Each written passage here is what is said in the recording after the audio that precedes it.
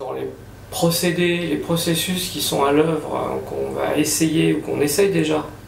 dans le cadre de ce qu'on peut appeler des répétitions, je dis ce qu'on peut appeler parce qu'on n'est pas encore tout à fait au stade des répétitions, on est plutôt au stade des expérimentations. On essaie des choses au plateau, on essaie des choses avec ou sans parole, avec ou sans musique, dans un espace, sur un plateau totalement vide ou légèrement meublé. On essaie des rapports de groupe, des intensités. Donc là, on en est vraiment à... On manipule des matériaux ou très peu de concepts et d'idées pour l'instant. On manipule plus de la matière que des concepts. Ce qui est à l'œuvre à terme et déjà aujourd'hui, dans le travail qu'on est en train de mener avec Benoît Lambert et Antoine Franchet au plateau, c'est finalement quelque chose, moi, qui m'intéresse depuis fort longtemps, d'une certaine manière, et pas si longtemps que ça, d'une autre manière. Et cette chose qui m'intéresse,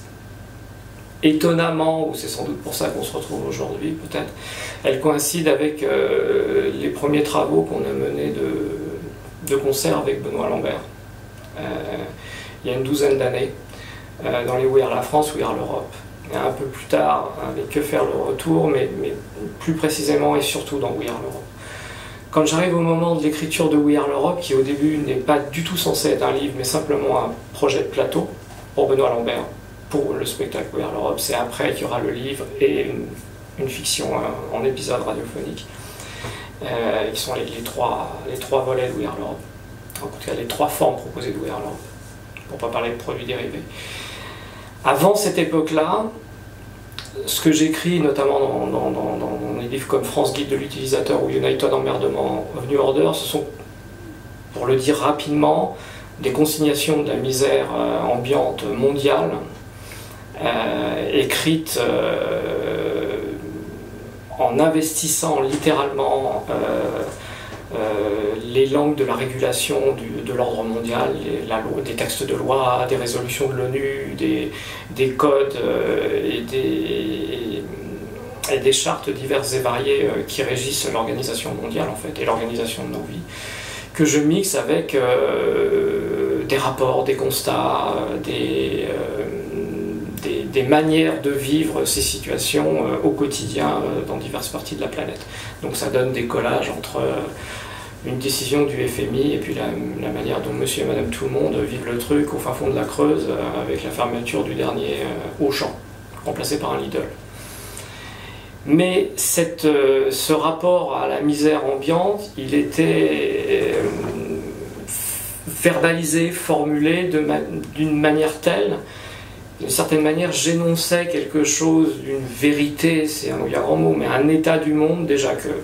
tout le monde connaissait, donc il n'y avait rien à apprendre dans mes livres, et surtout qui avait une puissance de feu formelle, sans doute indéniable, avec l'usage de la ritournelle, du détournement, enfin des formules empruntées à la modernité hyper rodée, mais qui finalement, une fois qu'on refermait le livre, on avait envie de se poser la question, so what? Enfin, et alors? Enfin, je veux dire, on était au courant de ça, tout était consigné, et on avait une question qui était, et alors? Et surtout, il n'y avait aucune place pour le lecteur ou la lectrice. Aucune place, littéralement aucune respiration possible. À partir du moment où on travaille la We Are l'Europe, tout d'un coup j'entre dans une logique haute qui est une logique polyphonique, où j'emprunte des voix